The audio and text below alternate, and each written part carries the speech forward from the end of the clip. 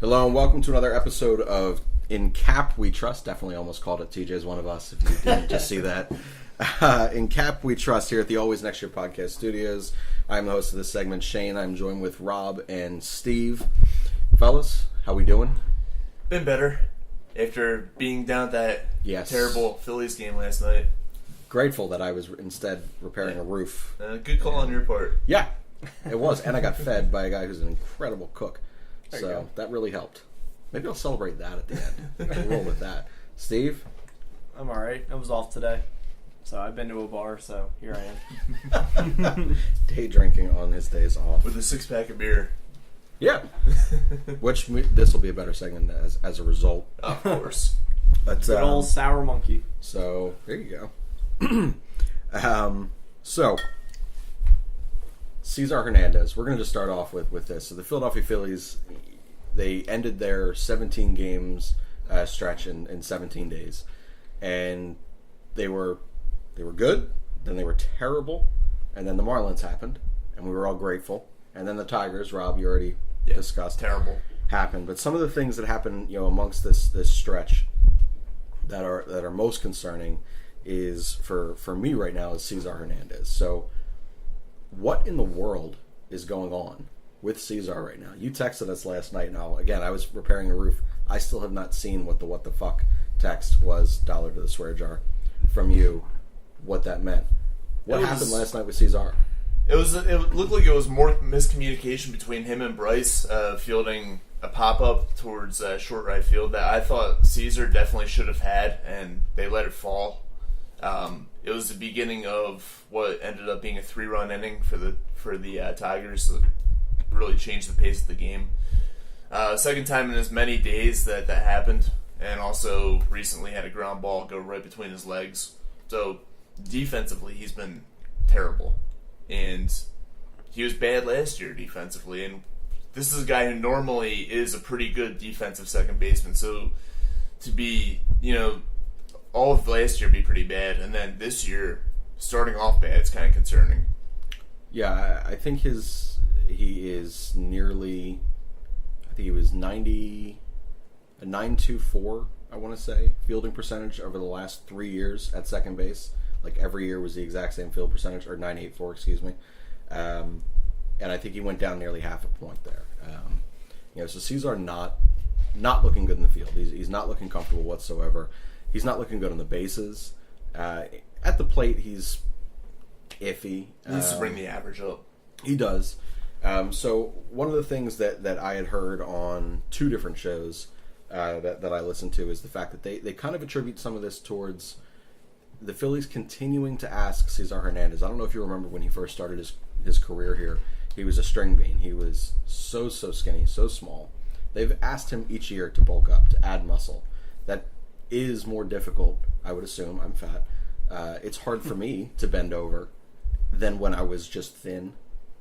Maybe he's just carrying more weight than what his frame is, and it doesn't necessarily, lend to, the kind of balance that he needs in the field. What's your takeaway from something like that? Would you rather Cesar trim down a little bit if it helps improve his game? If it does help, yes. I don't know if that's truly the issue. I mean, do you think he's just a bad baseball player? I just think that I think it's a mental block that he's going through. I mean, I wouldn't say he's a bad baseball player because we've seen it. We know what he can do when he's on his game. I think that it's a mental block, really, that's kind of gotten to him. His confidence isn't there. He's not playing with the kind of swagger that he once had. And at the plate, he's just... I think the fact that they asked him to bulk up, he kind of took that to mean that they want him to hit, for more power. And when he's trying to hit for power, he's not as effective as he can be. When he's just trying to get base hits, he's a guy who can hit 285, 290, push 300. And that's what they need him to be doing right now. He doesn't need to be swinging for the fences. Yeah, he doesn't have, especially from the right side of the plate, but the left side of the plate as well, he doesn't have a power swing. Like forget the fact that his body is not something that's conducive to power. He should be looking just live in the gaps and live with his speed.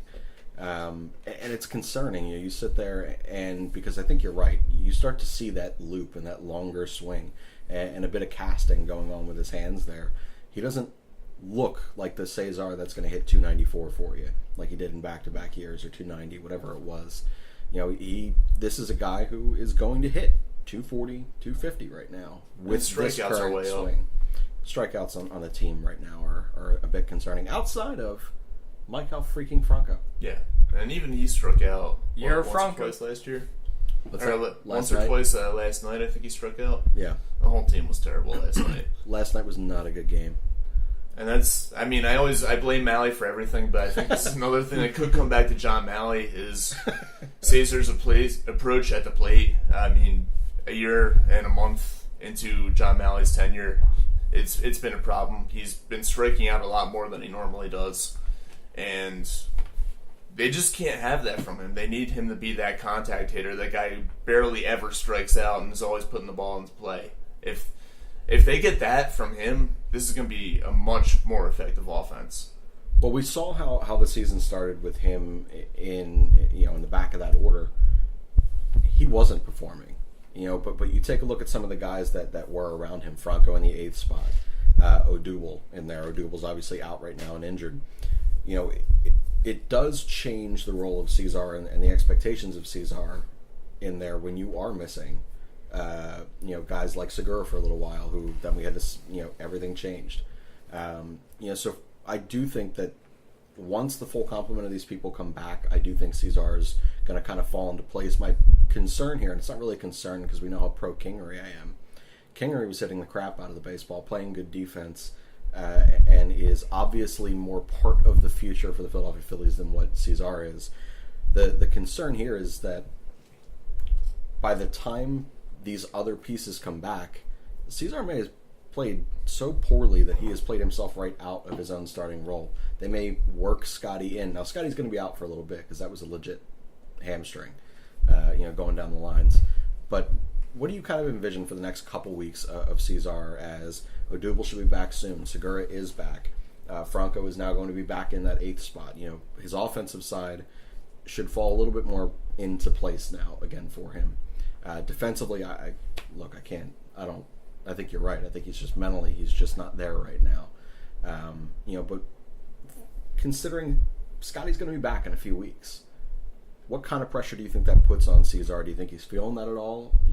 What do you think the Phillies' He should be mindset feeling is? it. The way that he's playing, he absolutely should be feeling it, because if he continues playing like this, that job is going to be Scotty's as soon as he's, healthy, ready to play.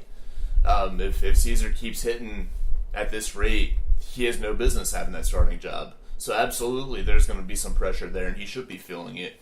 And hopefully, that motivates him. Hopefully, that gives him, the kick in the ass that he needs to say, okay, I got to get this going. I got to start hitting for average, cut down the strikeouts. I need to be better in the field.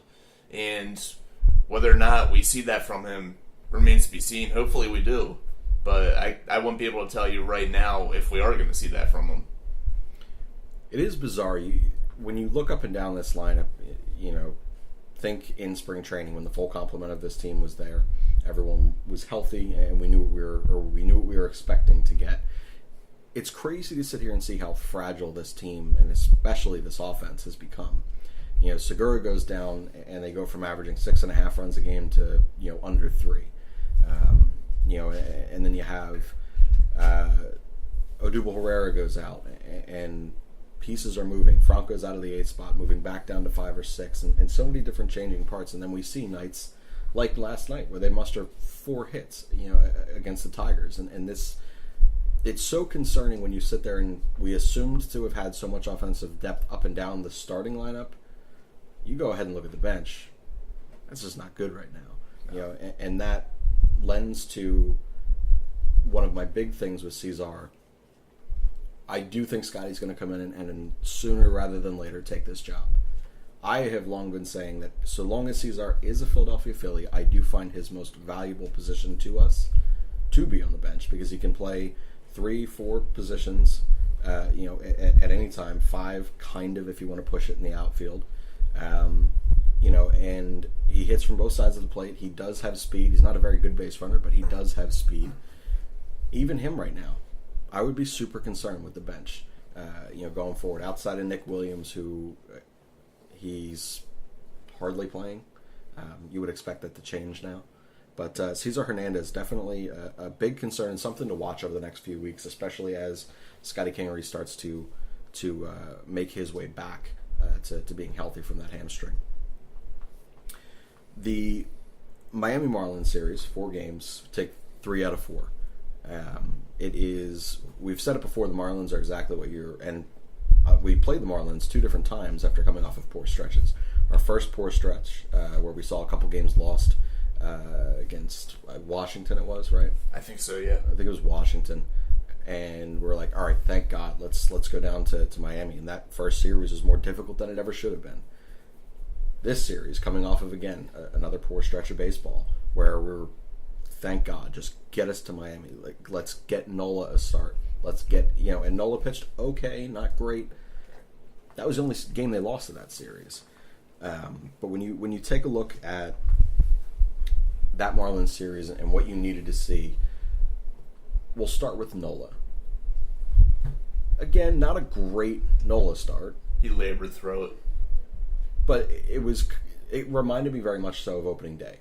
He didn't have his best stuff. He doesn't have the strikeouts that he had. He doesn't have the sharp movement that he had. But he was able to work through a lineup that's not great. Unless they're playing the Phillies and they're popping 17, 18 hits a game, and suddenly Jorge Alfaro is an actual offensive threat. Hilarious. But what did you see from Nola in that game? Is this something where you're saying it's the Marlins, I got to see it against somebody else, which he is going tonight against Detroit? That's exactly what I was thinking. And he's going against Detroit tonight, who also is not a very good offensive baseball team. Coming into last night, Detroit's RBI leader had 10, whereas the Phillies have 6 guys with 10 with double digits, and I don't know. So it's not going to be a real telltale thing if he pitches well tonight either, because once again he's not going against a great offensive team. But yeah, when he did what he did against the Marlins, I was thinking, okay, let's see him do that against a better team. Let's see him go out and do that against Atlanta or the Mets or somebody like that. So if he can go out and his next start against a legit offense and give us 6, 7, 8 strong innings, then I'll be feeling good about it. But when it's against the Marlins, I don't want to say that I brush it aside, but I take it with a grain of salt. I'm kind of on the same page. A big thing for me is when you look at Aaron Nola, I do take a look at, first and foremost, his control. He's missing on strike one so often, and when you find yourself behind in counts as a starting pitcher, it doesn't matter if you're Aaron Nola, it doesn't matter if you're a literal no one. That puts you at a significant disadvantage to the rest of that at bat.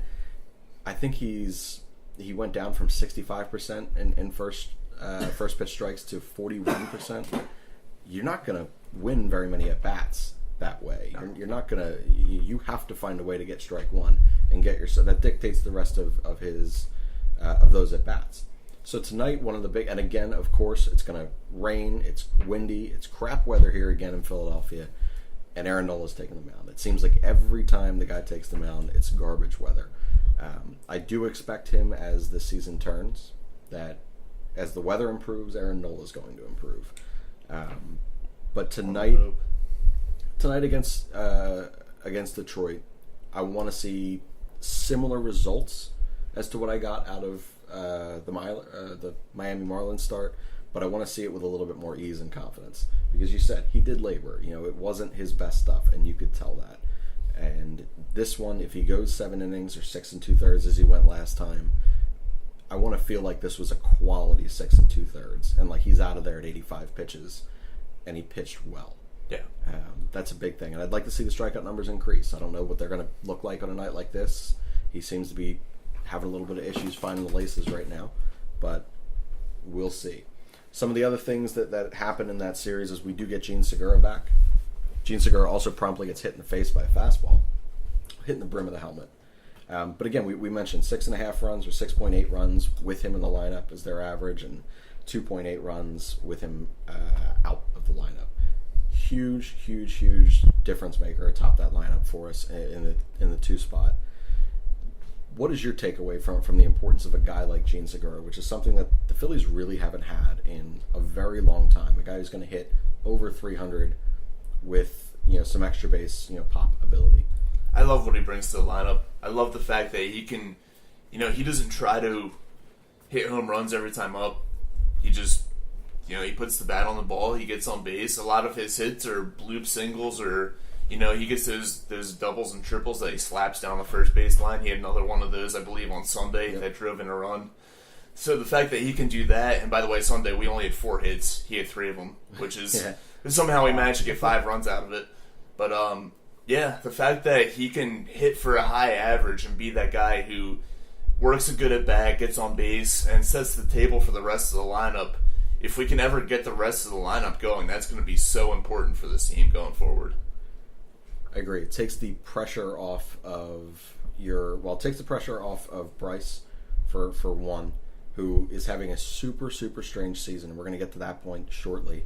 But when you have a guy in the 2-hole who has the ability to, as you mentioned, his extra base hits aren't like these powerful drives to a gap. They are slaps to just where people aren't. I've never seen someone control, not never, it's been a long time since I've seen someone control the bat the way that he does. Take these pitches where they are thrown and completely maximize wherever that location and spin takes it. He's so good at that, and using the entire field, is another thing. His ability to stay to the right of second base, and most of his hits end up going that way. That's someone who sees the ball incredibly well and incredibly deep into the zone. A guy like Segura is completely invaluable to a lineup that is currently featuring guys who are striking out a lot. When you need somebody on base, you need the pressure on the pitcher to throw out of the stretch. And Segura is going to provide that for us. And as you mentioned, on a night where our base runners came in the form of walks and hit by pitches, outside of Gene, it was 1 hit. Which was at the Harper It was Grand an Slam? RBI double by Reese in the first inning. RBI double by Reese. Okay. So, a guy like Gene Segura is it's completely invaluable to a lineup like this, and a lineup that was really badly struggling over the last 2 weeks. We have to mention it. We're going to backtrack just for a second because Nick Williams finally got a start, and he's halfway Baby Steve's favorite player just for his nickname. Actually, his back-to-back BDM. So there you go. So I have to apologize on show because I had criticized you for saying that Nick Williams has an arm. I've never really found that to be true. And then he hit 95 from left field, just on a straight seed, throwing someone out at home plate on a game that we lost anyway, but still great for Nick Williams. I think we lost that Then game. again, last night... that was the game I was at, right? Was it the game you were at? The Nola Thursday. game. The Nola game, yeah. Yeah, I was there. Oh, yeah, you saw Sean Rodriguez. I saw a home Sean run. Rodriguez home run. I witnessed it. That's amazing. It happened. Your text made me laugh in the group chat, by the way, Rob. First ever man bun homer by Philly. Oh my God. Can we admit he's kind of fun? Like, Yeah. I'm okay with him as a utility guy right now. I wish he could catch. He's a veteran. He's got some Right. experience. I wish. Well, first of all, Davey Gruan should be catching, not Andrew Knapp as the backup catcher. But that is what it is. Yeah, I was going to say, Nick Williams had another chance to nail a guy at home plate last night, and the throw was way up the first baseline. So maybe he is not as good of an arm as I said that he is. But Well, maybe the arm's there, but the accuracy's there. Yeah. So maybe it's power. Accuracy can be worked out. There you go. Just give the guy playing time. I'm actually totally cool with. Now, can we agree that Odubel Herrera means a freaking lot to this offense and defense? Having him out there in center field, as crazy as it is to say, he is a better center fielder at this stage of his career than what Andrew McCutchen is, despite the fact that Kutch did have that great diving play and a really good beat on that ball that was sinking away from him in the gap. But I don't mind the Nick Williams in left. I think that maximizes a guy who, again, I still am not totally certain of it, but I'm giving you more credit than I gave you last week. Maximizes what arm he does have. Andrew McCutchen is a guy who obviously is comfortable in center field. Yes, he's lost a little bit of his step, but he's more than capable. And then Bryce is never going to take a day off. He's going to be in right field. he had a bad drop last night too, but still. Yeah. He's an average right fielder. He's what he is. You signed him for 13 years. Made a couple nice sliding catches out there on Sunday. I was sitting behind him in right field, so... Were you in like 313? I was in the lower level. I was 106 6 or something like that. Should have went. Yeah. I know you had it was a Right garbage down game, the but it's right down behind the foul pole, pretty much. nice. But, You signed Bryce Harper for 13 years and that much money. Yeah. You just Well, eventually he's going to be DH once the National League finally gets it. Then what do you do with Reese, who's the they worst won't. first baseman ever? I mean, it's better to have a bad first baseman than have a bad right fielder. I don't know But that I agree. Bryce isn't a bad right fielder right now, but when he's in his late 30s, he probably will be. I'm just saying, you give him a few days off. I would. So Yeah, you know, especially I think, now. yeah, I would find those, especially where you have a 7:05. Say that 7:05 goes into extra innings. That next game, that whether it's a 105 game, whether it's a 405, whether it's a 705, I'd strongly consider giving Bryce that day. You know, here or there. I'm saying if out of 162, he should play even 155. Makes a difference. Give the guy a blow, especially give him a blow going into a break, you know, or a day off. Give him that back-to-back days. I do think it's important, you know, and he's a guy right now who's struggling. So we'll move right into Bryce. I think that if today was a 105, they probably should have given him a day off. After But last night. the fact that it's a 7:05. So before we get into Bryce, we're going to get to... So we've been adding these segments here. We've done Sally and Philly. We've done Defensive Gabe. We've done Would You Rather. This is What Are You Betting On? So we are going to bag in Defensive Gabe this week. Our first segment we're going to go with is What Are You Betting On? So we'll ask you both. I'll answer two. But gun to your head, you live if and only if Alvarez strands the runners that he inherits on base. You live or do you die? I'll see you guys in hell. Yeah, I'm with you. Do you even know who Alvarez is? No, I do. I'm just making sure. I'm just making sure Processing. he's on the mound if my life's on the line. Oh, well, that's a gonna be what Steve ballsy call right celebrates. there. Nah, it's life's not forever. So, Quicker, the painless, the better. there you go. Morbid Steve. And for the Kap We Trust. That's one way to look at it. Yeah, I 100% agree. If your life is dependent upon him, who screwed Jake Arrieta because all three runners he inherited scored, you're dead. You're like dead. So That's what he said. Dead. is that what I said? Yeah. Are you alive or are you dead? Yeah, you're dead. You're 12 feet under. You've been killed twice. So the second one we have here is, and we talked about this in the group chat a little bit too, but your wingman is at the bar, or your wingman at the bar is either Scotty Jetpacks or Andrew Knapp. Who are you betting on to get a date? And the stipulation is the fact that we said that your wingman knows he is your wingman. So if he knows that he's trying to get me laid and not trying to get himself laid, Yes. I'm going Scotty Jetpacks. You're still going with Scotty Jetpacks. I'm still going with Scotty Jetpacks because I don't trust Andrew Knapp one bit with anything in my whole damn life. That makes sense. Are you sticking with that?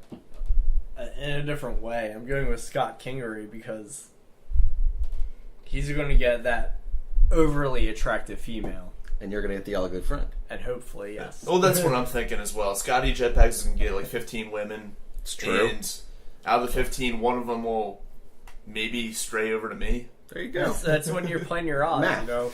It's a numbers game. There you go. It's baseball, it's a numbers game, so. This is the only thing in life that I would take Andrew Knapp at, because he is just goofy enough that I do believe in his ability to attract attention at a bar. He attracts the attention. I trust my ability to close more than him, but I just need someone to get them over there. Andrew Knapp's my guy for this, and only this. Once this happens and occurs, That's a terrible choice for you. not so much. It is. And then he's You're how a do you terrible think it? wingman. Thank We're you. talking about a wingman for you? That's correct. No. You need Scotty Jetpacks. I don't know, man. Because, I mean, Raul might be fine. I wouldn't be unless Scotty Jetpacks is on my side. But, like, listen, you could do fine just well on your own. I've seen can't. it. Well, thanks, man. I Seat. appreciate it. Yeah, I've seen it. Saint. New You word. would be fine. Seat. Hey, I appreciate that. It's been a word. It but is. yeah, you would have been fine. anyway. Well, thanks, man. But you and Sky jetpacks, it's just like this guy only slightly more better than I am. It's just because he signed a major league contract and I did not. Is that really the only thing? That's exactly what I was going for. Thanks. Look at that. All right, me and Scotty, fine. I'm still going to go with Andrew Knapp because I feel like my reason and logic is fairly is sound. But I appreciate hold on, this. no, I'm sorry. I'm seeing a flaw in yours. What flaw could you possibly be saying? Because you would end up being the wingman for Andrew Knapp. I am a terrible wingman. That's the point. Do you understand what I'm going at now? Yeah, all right, fine. Yes. Scotty in the hair. So Shane is the wingman for Andrew Knapp. Finds woman. Andrew Knapp fails. Shane sleeps with her. Cum shot credits. You really need to drink more on these segments. That's fascinating logic, and it works. I'm a smart man. I'm kind of lost, but I kind of get it at the same I actually time. follow it, which I don't know what that says for me, but well done. It's happened. So, oh my God! All right, so we left off at Bryce Harper, so we're gonna dip right back into the Bryce Harper, who's having just an incredibly weird season. He's got some pop, has the RBI, he's showcased a good arm in right field. At times, he's shown really good routes in right field. Other times, like things like last night happened, and 2 weeks ago, I think was his first error out there in right field. But then at the plate, he can't catch up to four-seam fastballs, which is literally what everyone in the major leagues is in the box to see. The fact that he can't catch up to it at 26 years old is super concerning. He is making people pay on breaking pitches. He can hit lefties where Reese freaking Hoskins can't. Which is Nothing really weird. Hey, that's necessarily makes sense with Bryce Harper's first year here in Philadelphia here. So I'm curious to see both of your takes right now as to what you think is going on with Bryce. Because you can't definitively say he's having a good year, nor is he having a bad year. Steve, we start with you. It's only April. Well, no, sorry. It's You May now. raised your hand like a kid in class. I just wanted to go first, or else I would have gotten skipped all in general again, based off the Caesar site part. It's only May, as of today. Cold streaks happen, like I mentioned in our last segment. Agreed. You know, shit could change. Swear jar. You know, he'll figure it out. Love it. And Love it. And also, he does deserve a break every now and then. As we were mentioning before, when he was MVP in 2015, he played 153 games, which is what 9 games off. 9 games off. Give him that. We have the outfield depth by means of Nick Williams to relieve him of that. For one day. A day at a time. Yeah, you're not going to give him a series If you're playing 5 or 6 games in a 7-game or 17 days in a row. 17 days in a row, give him a fucking break. Give him you know what? Give him off on all those stupid getaway day games, Wednesday afternoon games, because nobody cares about them. Nobody's watching them on TV. Dang it, it's usually my day off. Yeah. That's fine, though. What do I get? Every time I go to a game anyway, it's fucking... Raining and Yes. terrible out every time. It's raining and cold, yes. Unless I do the swear jar. But he'll figure it out. I would rather have this conversation June 1st. July. You're given to July. All right, fine. Yeah, because he's such a great player, even if it's just a month. That was That my happens. point in the end, Rob. Wasn't he hitting 190 something for the most part of last season? And this is the point. And then he was one of the best players in baseball, if not the best player over the second half. Yep. Still, I'd love to see him get off to a hotter start than this. He was playing so well for the first 2 weeks of the season. And then, out of nowhere, he had that, what was it, like a 5-hit game out in Colorado?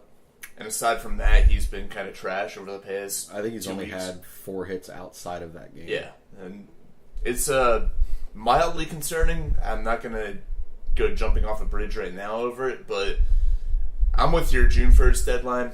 I think I want to see I that have to give average. Seltzer credit for that and high hopes. Yeah. I'd like to see that average up at least 260 by the time June 1st rolls around. I want to see over the course of the month of May, I want to see him at least 8, 9, maybe 10 home runs. But yeah, this is going to be a big month for him in terms of where I stand on him come June 1st. I will say this. It just seems like he's trying to crush the ball every chance he gets. Which maybe, I don't know if that's how he was in Washington, but... He's a violent swing. It looks like he wants to hit the ball 150 miles an hour out the yard. I think there is a timing issue with the fastballs, too. I just think he's picking the foot up a little bit too late, and he's just, he's not reacting really to the motion of the pitcher. We did see a little bit of a stance difference. I saw some of the highlights from the last 2 games where he is looking like he's trying to simplify what he does just a bit, even in the sequencing before the pitch and what he does. He looks like he's just trying to lock in a little earlier because he is late. He's late on it's not like he's just late on 98 to 100. He's late on 92, 93, 94. Yeah, he was late against what's his name, Turnbull last night. He was throwing 91. mid low 90s. He got some up in the early innings around like 95 or so. Did he? But yeah, he's sitting around 92, 93 most of the night, and Bryce was late on him. And a lot of these fastballs that he's late on are up in the zone, which it's harder to be on time for those high fastballs. I think that he just needs to lay off them and focus on trying to get pitches lower in the zone. Is he still using Nick Williams' bat? He uses 4 or 5 different bats, sometimes in a game. Well, go back to Nick Williams' bat. He did do that last week for a handful of at-bats. Well, then never mind what I said. Or at least it looks like it. They're not. The broadcast isn't focusing so much on it, but yes, they were, and then ESPN was. ESPN was very obsessed with it. I love Matt Faskerson.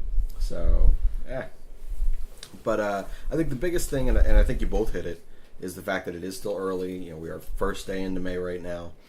He didn't have much of a spring training. It was, I don't want to say trial by fire when you're one of the best players in the world. It's not necessarily trial by fire to start your season. But there's a reason why guys get 50, 60 at-bats in spring training. When you get 20, there's a difference there. And those pitchers who already had a week, 2 weeks more to prep than you, plus a full spring, plus each one of their starts, they do have the upper hand there. So for Bryce, I would say that the concern isn't so much that he's only hitting 240 and he can't catch up to fastballs because it is just May 1st. I do think that the concern for me overall is his strikeout rate. He's striking out 1 out of every 3 at bats. Yeah, and that astronomical, insane. And whether it's just finding a way to shorten up your swing and be a little bit less violent with it and fouling away some of those high fastballs like you mentioned, Rob, to stay alive and give yourself another, get yourself another pitch in that at bat. Maybe the pitcher makes a mistake, you don't know. But he has to find a way. He has such a good recognition of the strike zone. He's not striking out looking very often. He's striking out swinging violently, as Steve mentioned. And it's a lot of the times, it's the running 4-seam fastball that's up.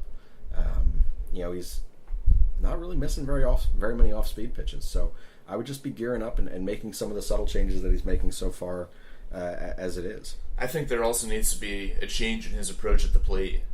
Maybe more first pitch swinging, because it seems like just about every at bat he steps up, he takes that first pitch in their first strike, and he's already down the count. He's already starting off on the bad foot by falling behind, and lately he's had a lot of 0-2 counts. Which is hilarious, because his 5-hit game in Colorado, and that whole Colorado series, he was averaging like 2.5 pitches in at bat. He was just first pitch in, swinging as hard as he can. He was grounding out a handful of times early on, then he had that 5-hit game. Yes, for him, I agree. I think there's a bit of aggressiveness there that, guess fastball on first pitch. Mm-hmm. See how far you can hit it. That's it. Just get your timing down. And again, it's May 1st today when we're recording this. So, I would trust the second half splits of last year to say that this is a guy who you can certainly trust bounce back from a not great absolutely first half. Absolutely. Or in this particular case, a not great 35 days of the season. I just think that more first pitch swing will mean the pitchers will be less likely to throw first pitch strikes. if you can get that, if you can start off the count 1-0, 2-0, something like that, it makes it so much easier at the plate as opposed to being down 0-2 in the count. As was the case in conversation with Aaron Nola. So we're rolling into Selly and Philly. We each actually have one today, so we're gonna use this for another segment piece. Selly and Philly. Rob, we'll start with you. The Sixers winning Game 2 in Toronto in spite of Joel Embiid battling the flu and pretty much playing terribly up until the final minute. He was good defensively, and he had that big bucket at the end, but he was bad. But guess what? Jimmy Buckets stepped up, 30 points, coming back to Philly 1-1. And like I said, Sixers in 6, taking both in Philly. I love it. I love it. I don't have that same confidence, but I love it. Much like I said, though, the Sixers will need Jimmy Butler in the fourth quarter. And also, Joel Embiid was battling diarrhea. Let's be honest. He was. Not the flu. Yeah. Terrible diet. Terrible And now he shape. had too much Chick-fil-A. Probably, yeah. That's what they said, apparently. Landry Shamet made a comment about how he had like 3 or 4 sandwiches from Chick-fil-A before a game or something. Yeah, we're not even talking about the regular chicken sandwich. You want the spicy chicken sandwich. Your And he's asshole's getting going to blow out. He's getting the milkshakes and everything too. Oh, yeah, that's just terrible. Walking future diabetes. You know what? I want JJ Redick and Jimmy Butler, if Jimmy Butler is here next year, which he should be. But I want the two of them to be, personal. Just I'm going to slap the hell out of you every time you go for Cheeseburger Joe for the entire offseason and get his ass in shape. Now I want a cheeseburger. I also really want a cheeseburger, but I'm fat and out of shape, and I'm not a professional athlete. We should go after this and grab a burger. Right now, Embiid has all the makings, and one of those guys is going to retire, and he's going to be like 400 pounds 5 years after retirement. Oh yeah, He's going to come out in a scooter. Yeah, 90% of athletes, maybe 80% of athletes are fucking fat as shit. $2 in the swear jar. About approximately 2 years after they retire. It's true. It is true. After injuries and after after retirement, it's all that strict regimen, and then all of a sudden they can fall in love with burgers again, which we will right after this episode. Burgers and Kap We sex. Trust. There you go. I went in the reverse order today, but that is what it is. except for baseball players. Baseball players, half of them are fat before they retire. That's why baseball's a lovely game. Bringing up David Wells. Steve, what are you celebrating? Well, I was off today, so I went to the bar. Day drinking. Day drinking's always good. That's a lie. It's usually good. Sometimes bad things happen. But no, I went to my usual bar that I go to for football season. And the owner is there, and he goes, "How was the draft?" And I'm like, Oof. "It was alright." And then talking to the bartenders, I'm like, "Yeah, I'm getting surgery." And they're like, "You're too young." And I'm like, "What?" What kind of surgery they think you were having? Haven't they I don't seen know. you walk? They did not see me walk in. But, overall, good to see my previous bartenders There you at go. the bar I usually go to. And they're like, "Oh, I haven't seen you." I'm like, "Well, I come in here every now and then," which is once a month. It's just never when then the bartenders are working today then. So, and I'm also drunk, so I'll celebrate that. That's what we were waiting on. Steve's drunk in studio, and that is what he's going to celebrate. I am celebrating the fact that I am a mere 8-hour shift away from no longer having to pee next to someone else in a urinal. What a terrible, terrible existence this place of employment No, you don't is. need to do that. You just go upstairs. You kidding me? Dude, no one has cleaned that restroom upstairs in 4 months. Okay, you're just peeing. I don't care. You're just peeing. There's like 17-foot high mound of paper towels that people have been washing their dirty ass hands on. I'm not in That's that. fine. I'm Just out. use your shoe. Have you seen the porta potties down at the sports complex in Philly? That's a different clause. That's acceptable. When you I enter don't that use the environment, porta potty. that is true. But when you enter that environment in a state of emergency, you already understand the circumstances with which you are entering. It is a freaking emergency, and it doesn't matter. When you are at work, when there is a manager's restroom specifically for you, and no one cleans that, I ain't going in that. Nope. No, that is supposed... I know what that's supposed to look like, and it doesn't look like that, so I use the regular restroom with all the mini people, the clientele, these awful humans. Oh my god! And I walk The in mini there, people. and they You got can sap so 5 my name freaking inspire. animals in there. it's only me, and some jackass always comes up in there, dollar in the swear jar, don't even care, peeing right next to me, trying to have a conversation like we're best buds. That's not okay. I am short, and I am offended by many people. Seriously, dick in hand, you should not be having conversations with eye contact with other men. It's weird as hell. Weird as hell. Okay, I'm sorry, but I had a conversation with this guy that walked into the bathroom at the same time as me at the bar. Mainly because we both know the stall door doesn't lock. Alright, I accept that circumstance as valid. That's okay. We'll wrap this one up here. We're going to pick a player of the week here for the Philadelphia Phillies. Remember, we do have a game going on right now with Nola on the hill. Since I don't think any of us... I did win last week. I took Adam Morgan, right? Yeah. Because you took Nola. I guess you call that a win. Adam Morgan is still not allowed to run. I'm winning every damn week. Yeah. I was going to say, it's either Adam Morgan or Rhys Hoskins. I think Steph took Rhys Hoskins again because she takes him every freaking week. Yeah. So, but... no, I'll give it to you. Thank you. I'm going to go with Hector Neris this week. I'm going to stay in the bullpen. What? Going with Hector Neris as my player of the week. Okay, he's going to pick up strategy, Colin. Let's see if it pays off. Thanks, man. He's going to pick up 2 saves, and one of them is going to be a more than 3 out save. Can't wait. Man. No way. Rob, pass it on to you. This week I'm going to go with McCutcheon. He's in a mini slump right now. I think he breaks out of it. I'm going to say he hits over the course of the next week until our next recording. He's going to hit 2 home runs. He's going to have an average over 300, and he's going to have at least 6 or 7 RBIs. Dig it. Steve, where are we going with you? You going to take a reliever also? You want to take Alvarez? No. Betting on your life, huh? No. Who are you taking? I will take JT or Real Muto. All right, I appreciate the name. By the way, I'm already off to a good start because McCutcheon had a base hit in his first bat tonight. There you go. And of course, Segura grounded into a double play. That does not happen often. And then Harper grounded out to end the inning. Very, very strong, very Philadelphia-like inning at this On a 4-seam fastball right down the middle. Of course. Well, anywho, JT Real Muto will be the player of the week. All right, and we're going to give Steph her Rhys Hoskins pick as we do every single week as she continues to just pick Rhys Hoskins. If you want any other additional intersegment segments, which tend to bring the most personality to this particular segment and most of our segments, please text us in or tweet us in. Well, half of you guys have our numbers anyway. You can text us too. Anything that you want to know, we will put it in there for the What You Rather or Gun to Your Head segment, whatever the hell we called that intersegment segment. And before we do sign off too, since half of our listeners are from the Southampton area and probably do know Fat Jack.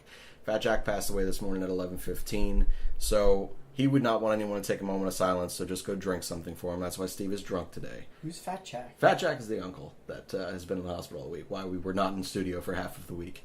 And if you went to the Shore House with me, no, you're good. He would not want anyone to be sad, like I said. So just have a beer, enjoy life, and honestly, call a woman darling and try to get her in bed. That is exactly what he would want for all of us, including women. That's going to be it for the In Kap We Trust segment here at the Always Next Year Podcast Studios. You can be sure to follow us on Twitter. It's at ANY Podcast. You can follow our personals. I am at Shane_Mead. Rob, you are? Radio_Rob. And Steve, you are at? Schmitty324. And then be sure to follow and subscribe to our website, www.alwaysnextyearpodcast.com. And we'll be back with another episode of In Kap We Trust next week.